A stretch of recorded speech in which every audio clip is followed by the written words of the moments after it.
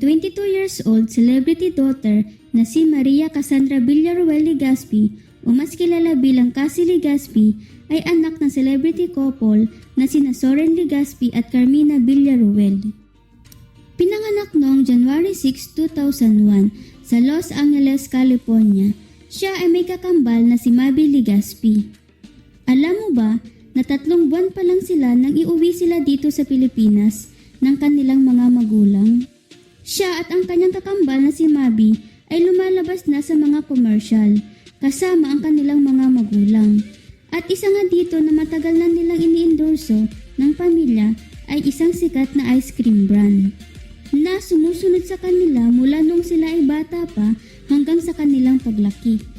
Si Cassie ay ipinagpapatuloy ang kanyang pag-aaral kahit nasa showbiz na. Ngayon ay tinatapos niya ang business degree major in marketing. Mayroon din siyang YouTube channel, nagsimula noong September 3, 2020 kung saan binabahagi niya dito ang kanyang lifestyle at passion. Nagsimulang ipakita ni Cassie Legaspi ang kanyang galing sa pagsayaw sa mga variety show ng GMA7 at ABS-CBN hanggang sa opisyal na siyang maging kapuso talent noong 2018. Nagbigay naman ng suporta ang kanyang mga magulang na sina Carmina at Soren Legaspi sa pagpirma ni Cassie sa GMA Artist Center contract. Kasabay nito ang kanilang pag-amin sa isang interview ng kaba sa kanilang nararamdaman. Naging regular si Cassie para sa lingguang variety show ng GMA7 na Studio 7 at All Out Sundays. At lumabas din siya sa iba't iba pang television program.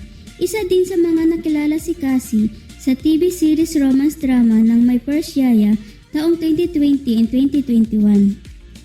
Ang pinakaunang pelikula niya ay ang Ako si Ninoy. Nakuha rin niya ang kanyang galing sa pag-host nang makasama niya ang kanyang ina na si Carmina sa weekend lifestyle show na Sarap Diba taong 2018. At noong ng June 5, 2023, pinakilala nga si Cassie Legaspi bilang isa sa mga host ng noontime show na Bagong Eat Bulaga.